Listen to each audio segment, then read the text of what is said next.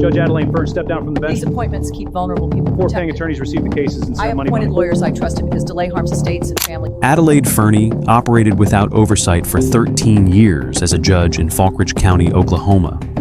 Hundreds of vulnerable people depended on her judgment. Not one person checked until now. Families more than you seem to You could understand. first estates funded the fees that fed the kickback. I kept this docket moving when everyone else treated these people like paperwork.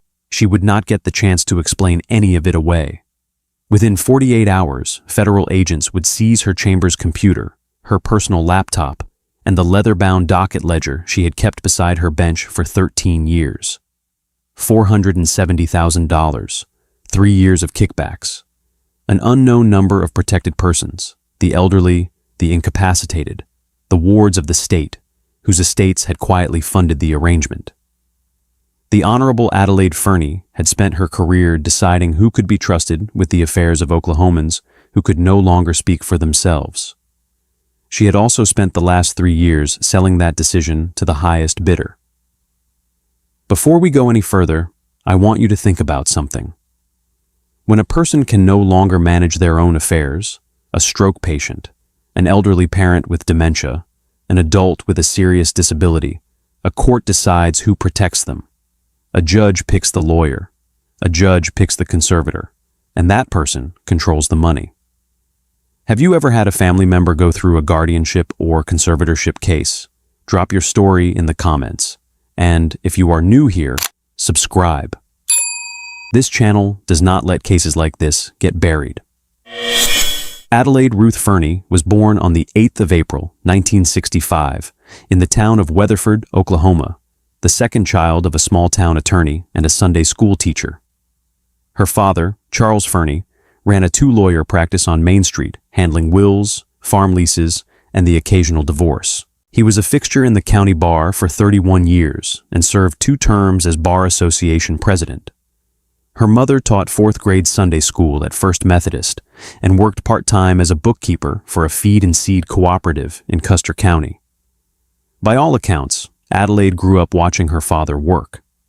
Neighbors described her as a serious child, the kind who read her father's law books on the living room floor, while other children were outside in the summer heat. She attended Weatherford High School, graduated in 1983 near the top of her class, and enrolled at the University of Oklahoma that fall on a partial academic scholarship. She was a Sooner in the family tradition. Her father had graduated from OU Law 29 years earlier. She completed her undergraduate degree in political science in 1987. She entered the University of Oklahoma College of Law that same fall. Her law school transcripts reflected steady, unremarkable performance. She was not on law review. She was not a moot court champion. Professors who remembered her described her as, quote, prepared, deliberate, and quietly ambitious. One noted in a letter of recommendation that she had, quote, the temperament of a judge, meaning she listened more than she spoke. She graduated with her Juris Doctor in 1990, passed the Oklahoma bar on her first attempt, and returned to Weatherford to join her father's practice. For 7 years, she handled the same categories of work her father had built the firm on: estate planning, probate, guardianships for elderly clients whose families brought them in when the memory started to go. She was, colleagues said, thorough. She read every will 3 times. She never missed a filing deadline. She kept handwritten calendars in green leather binders that she updated every Sunday evening at the kitchen table. In 1997, she married Kenneth Fernie, a regional agricultural insurance adjuster she had met at a Rotary Club luncheon in Clinton. They bought a modest ranch house on Elm Terrace in Bellamy Junction. They had 2 daughters, Margaret and Louise, born in 1999 and 2001. In 2005, Adelaide accepted a position as an associate general counsel with a mid-sized Oklahoma City law firm handling probate litigation and elder law matters. She stayed for 6 years. Performance reviews from that period, later obtained by federal investigators, described her as detail-oriented, deferential to senior partners, and consistently reliable on billing accuracy. One partner wrote in a 2009 review that she showed, quote, strong potential for the bench. In 2011, at the age of 46, she filed to run for an open seat on the Falkridge County District Court. Falkridge County is a mid-sized jurisdiction in western Oklahoma. The population is roughly 78,000. The county seat, the town of Bellamy Junction, is home to a modest limestone courthouse built in 1927. The bench she sought was one of 4 trial court positions in the district. She ran a quiet campaign. She raised $61,000, most of it from local attorneys and the county bar. She won the general election by a margin of just under 900 votes. On January the 9th, 2012, at the age of 46, Adelaide Ruth Fernie took the judicial oath in the Falkridge County District courtroom, with her father, then 78, and using a cane, watching from the front row. The presiding judge who administered her oath later told a local paper, quote, "She is the kind of judge this county needs. Grounded, careful. She is not going anywhere." He was right about the last part. She would sit on that bench for 13 years. To understand what Adelaide Fernie would eventually do, you have to understand the docket she was assigned. By 2014, 2 years into her tenure, she had been given oversight of the county's guardianship, conservatorship, and probate docket. In Oklahoma, as in most states, these are the categories of cases that address people who, for reasons of age, disability, injury, or cognitive decline, can no longer legally manage their own affairs. An 84-year-old widow with advancing Alzheimer's, whose children can no longer trust her with her checking account. A 40-year-old man with a traumatic brain injury from a rig accident on Highway 66, whose family needs someone to manage his workers' compensation settlement funds. A woman in her 30s with severe intellectual disability, whose aging parents are finally admitting they cannot care for her forever. In every one of these cases, someone has to be appointed by the court to represent the incapacitated person, to protect their estate, and to make decisions on their behalf. The court appoints attorneys as guardians ad litem. The court appoints attorneys as counsel for the protected person. The court appoints attorneys and family members as conservators. And every single one of those appointments comes with a fee that is paid out of the protected person's estate. That is the structural feature that mattered. The appointed attorney does not send an invoice to a paying client. The appointed attorney sends an invoice to the estate of the person the court has said is too incapacitated to manage their own affairs. The attorney bills against that estate. The court reviews the fee application. And the judge, the same judge who made the appointment in the first place, approves the payment. In Falkridge County, the estates being drawn against ranged from modest to substantial. A retired oil field worker's savings, a farm family's inherited land, a widow's Social Security death benefits and a small annuity, a settlement fund from a workplace injury meant to last the rest of a young man's life. The system worked, in theory, on the assumption that the judge selecting appointed attorneys would do so on the basis of merit, availability, and the specific needs of the protected person. Falkridge County maintained a rotating list of qualified attorneys who had indicated their willingness to accept appointed work. In practice, the judge had wide discretion. She could pick from the list. She could pick outside the list. She could reappoint the same attorney to case after case. There was no formal oversight of the selection process itself, no random assignment mechanism, no requirement that appointments be spread evenly. The judge decided. The judge signed the order. The attorney was appointed. The estate paid. No one audited the pattern. No one compared appointment concentrations against the pool of available attorneys. Nothing in the county's docket management system was designed to catch a judge who might, over time, begin steering appointments toward a favored few. No one noticed. No one checked. The arrangement did not begin in a single moment. It accumulated. The first documented signs began appearing in the summer of 2021.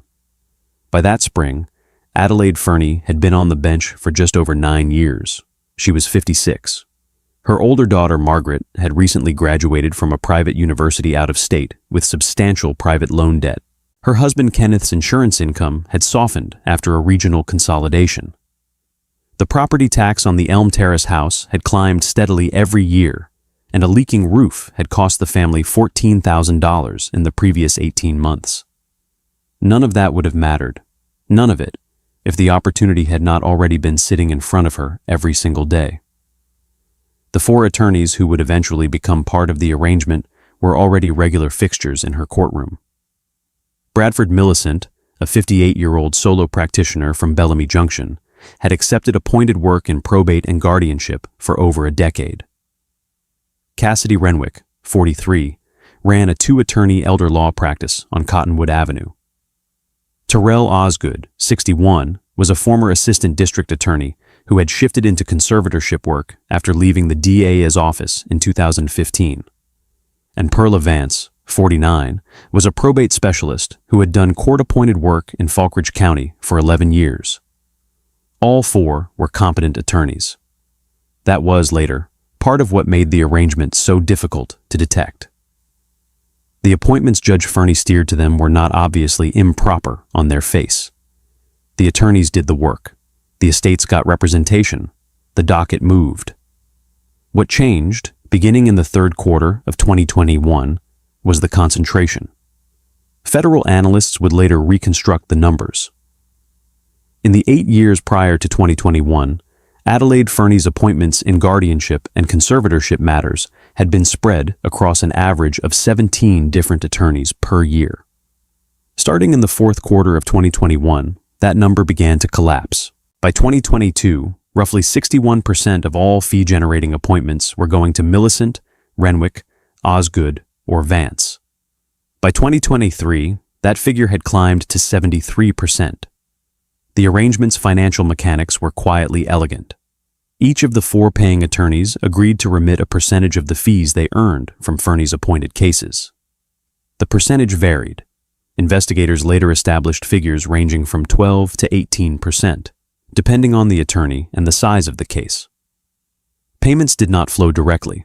Instead, they flowed through 2 channels. The first was a cash courier, an older gentleman named Wendell Fernie, Adelaide's cousin by marriage, who ran a small landscaping business in Clinton. Envelopes of cash would be dropped at his shop. He would deliver them to Adelaide in person during the Sunday visits that had been part of the extended family's routine for years. The second was a consulting fee structure. A business account had been opened in the name of Fernie Advisory LLC, an Oklahoma limited liability company registered to Adelaide's younger sister, Meredith. Some of the paying attorneys routed their kickback payments as legal services invoices to that account.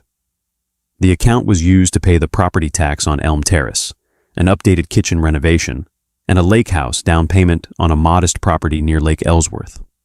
Adelaide never handled the transactions directly. She never signed checks from the LLC. She never received wire transfers into her personal account. The structure was designed to leave her hands clean of any paper trail. But the appointment record, the docket itself, was a paper trail. Every appointment order she signed was filed with the court clerk. Every fee application she approved was in the record. Every check the estates paid to the appointed attorneys was documented. The evidence of what she was doing was, in a very real sense, already public. It was just that no one had ever looked at it as a pattern. She grew comfortable. She grew confident. By the summer of 2023, she was signing appointment orders in her chambers within minutes of a case being filed, sometimes before the incapacitated person had been formally evaluated. The paying attorneys knew who to expect. The attorneys not paying knew, increasingly, not to expect anything at all. His name was Nolan Trask. He was 44 years old, a Falkridge County attorney who had been accepting court-appointed guardian ad litem work for 7 years. He worked out of a converted craftsman house on 3rd Street in Bellamy Junction. He had a daughter in 3rd grade and a wife who taught music at the elementary school. For 7 years, Nolan Trask had been on Judge Fernie's rotation. His appointment volume had been steady, 30 to 40 cases a year, enough to make guardian ad litem work a meaningful portion of his practice. He was, by all accounts, thorough. He interviewed the protected persons himself. He visited them in their homes when he could. He wrote detailed reports. In the spring of 2022, Trask was approached in the hallway outside courtroom 3 by Bradford Millicent. The conversation, as Trask would later document in a memo, was brief and indirect. Millicent, April 2022, hallway outside courtroom 3. There is an arrangement some of us have with the judge. It makes things easier all around. You should think about whether you want to be part of it. Millicent did not name percentages. He did not name a payment mechanism. He simply asked Trask to think about it. Trask thought about it. He also declined to bring it up again. Within 4 months, his appointment volume began to drop. By the end of 2022, he had received 11 appointments for the year, down from 37 the year before. By the summer of 2023, he had received 2. He was watching cases he would have expected to receive being routed instead to Millicent, Renwick, Osgood, or Vance. He kept a spreadsheet. He tracked every guardianship and conservatorship case filed in Falkridge County over an 18-month period. He noted which attorney received the appointment. He noted the size of the estate. He noted the fees eventually paid. The pattern, on paper, was undeniable. In October of 2024, Nolan Trask filed a formal complaint with the Oklahoma Judicial Council's investigation panel. The complaint was 17 pages. It included the spreadsheet. It included his memo documenting the Millicent conversation. It included his own contemporaneous notes from the months following his refusal. He did not make the complaint public. He did not go to the press. He did not tell his wife what he had filed until 3 months later. He simply put the memo in front of the Judicial Council and waited. The Judicial Council's investigation panel spent 6 weeks reviewing the Trask memo before referring the matter, in December of 2024, to the FBI's Oklahoma City field office. The referral was routine in form and extraordinary in substance. Public integrity investigations of sitting state judges do not happen often. When they do, they happen quietly. The federal team assigned to the case was led by Special Agent Deborah Iselin, a 14-year veteran of the FBI's Public Corruption Unit who had previously worked judicial bribery matters in Louisiana and Illinois. Her team spent the first 2 months of 2025 conducting what the Bureau calls a paper build, a reconstruction of Adelaide Fernie's appointment record over the relevant period, cross-referenced against the pool of qualified attorneys on the Falkridge County rotation list. The statistical analysis was, in Iselin's later words to a federal prosecutor, quote, not subtle. The 4 paying attorneys had received a share of Fernie's guardianship and conservatorship appointments that was statistically impossible to reconcile with a merit-based selection process. The odds of that concentration occurring by chance, given the size of the qualified attorney pool, were vanishingly small. The pattern held even when investigators controlled for case type, estate size, and geographic proximity of the attorney to the protected person. But statistical anomaly is not, by itself, a criminal case. What the FBI needed was a recording.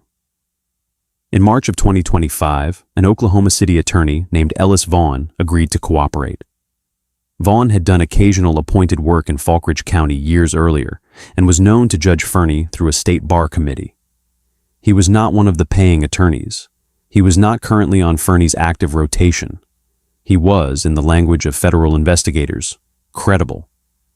Vaughn approached Fernie at a state bar continuing education event in Oklahoma City. He raised the subject indirectly, invoking Bradford Millicent's name and the arrangement Millicent had mentioned to Trask 3 years earlier. Fernie, on tape, did not deny the arrangement existed. She discussed the terms. Over the next 4 weeks, 3 additional recorded conversations took place. 2 in a hotel restaurant in Oklahoma City, 1 in the parking lot of a barbecue restaurant off Interstate 40. Fernie, recorded, April 2025, hotel restaurant. The way it works with Brad and the others is it comes back through Wendell, not to me, never to me. You give it to Wendell. That is how it stays clean. Vaughn, recorded, April 2025. And the percentage? Fernie, recorded, April 2025. 15 on the fee award, standard. It is not complicated. She explained the percentage structure.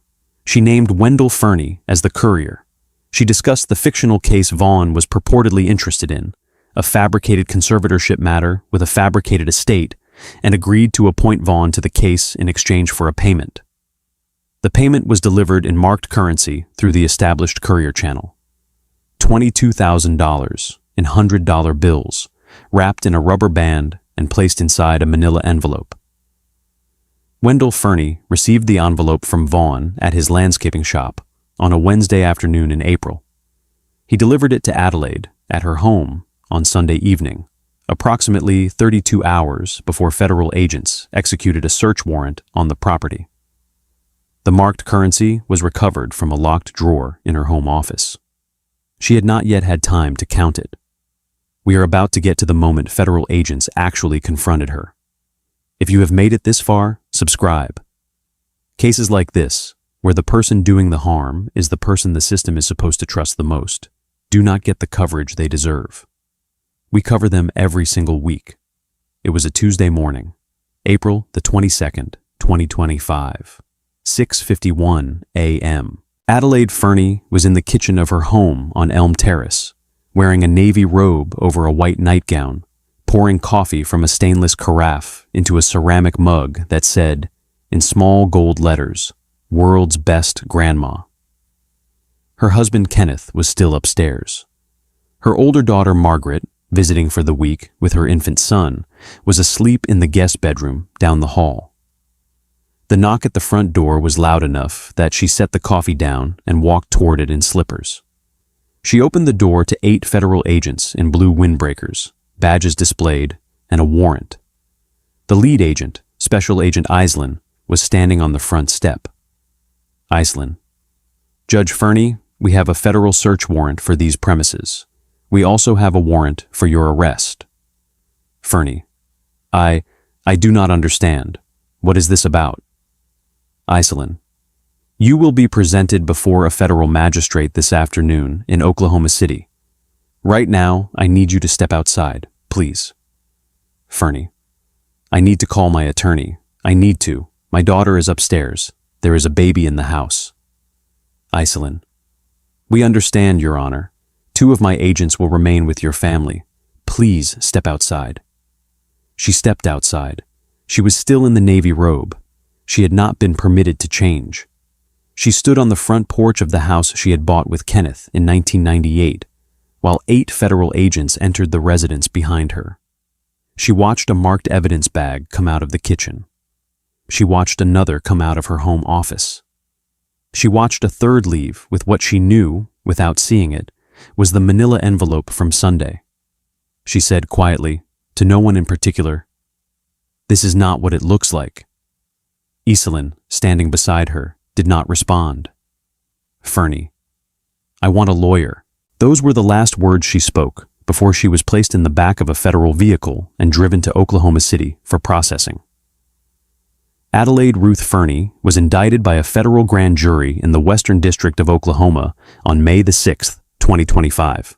The indictment contained 29 counts, 16 counts of honest services wire fraud under 18 U.S.C., paragraph 1343 and 1346, 6 counts of federal bribery under 18 U.S.C., paragraph 201, 1 count of conspiracy under 18 U.S.C., paragraph 371. The state of Oklahoma filed 6 concurrent counts under 21 OCLA, stat paragraph 380, the state judicial bribery statute, and 1 count of misconduct in office. The 4 paying attorneys, Bradford Millicent, Cassidy Renwick, Terrell Osgood, and Perla Vance, were named as unindicted co-conspirators in the federal filing. State bar disciplinary proceedings against all 4 were initiated within 72 hours. Wendell Fernie, the cousin who had served as the cash courier, was charged separately with conspiracy and money laundering. Adelaide's sister, Meredith, the registered agent of Fernie Advisory LLC, agreed to cooperate with federal investigators in exchange for a non-prosecution agreement. The Oklahoma Supreme Court issued an order suspending Adelaide Fernie from the bench, without pay, on May the 8th. The Judicial Council initiated formal removal proceedings the following week. Her defense, retained through a firm in Tulsa, was led by an attorney named Preston Blake, a former federal prosecutor who had handled public integrity defense work for the previous 19 years. Blake filed early motions to suppress the recorded conversations, arguing that Ellis Vaughn's cooperation had been obtained through improper inducement. The magistrate denied the motion in a 15-page order in July. Blake filed a second motion to exclude the statistical analysis of appointment concentration on the grounds that it was, quote, post hoc pattern matching without an established methodology. The motion was denied. The government's expert, a professor of quantitative methods at a Midwestern university, was permitted to testify. As of the writing of this case summary, Adelaide Fernie remains under indictment and has entered a plea of not guilty on all counts. Trial is scheduled for the spring of 2026 in the United States District Court for the Western District of Oklahoma, before United States District Judge Roland Vermeer. The case has not yet been to verdict, but the collateral damage has already begun. Because Falkridge County guardianship and conservatorship cases assigned to the 4 paying attorneys are now, in the eyes of every appellate lawyer in the state, potentially compromised. Motions to reopen have already been filed in 28 matters. Estates have already begun to demand fee refunds. Families of protected persons who, by definition, were never able to speak for themselves, are asking whether the attorney who represented their mother, their father, their brain-injured son, was actually representing them at all. One such family, the survivors of an 81-year-old woman named Wilma Cathcart, whose Alzheimer's had left her under conservatorship for the final 4 years of her life, filed a civil claim seeking recovery of the $61,000 in appointed attorney fees paid from her estate. Wilma had been a schoolteacher for 32 years. She had never met the attorney appointed to represent her.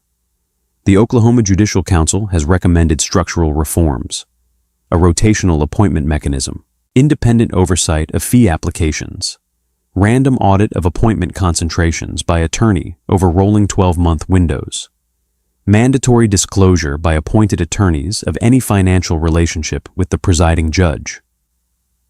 None of it will get back the $470,000. None of it will restore the trust of a jurisdiction whose bench is supposed to be, in the language of the Oklahoma Judicial Oath, the last resort of the powerless. Adelaide Fernie sat on that bench for 13 years. She was appointed to make trustworthy judgments on behalf of Oklahomans who could no longer make their own. Instead, she treated her appointment authority as inventory. She priced it. She sold it. And the people who paid for it were the ones who could not, by law, speak in their own defense. This case was outrageous. But the next case, right here on your screen, involves a betrayal that reaches even further into the lives of people who trusted the wrong person. Click it now.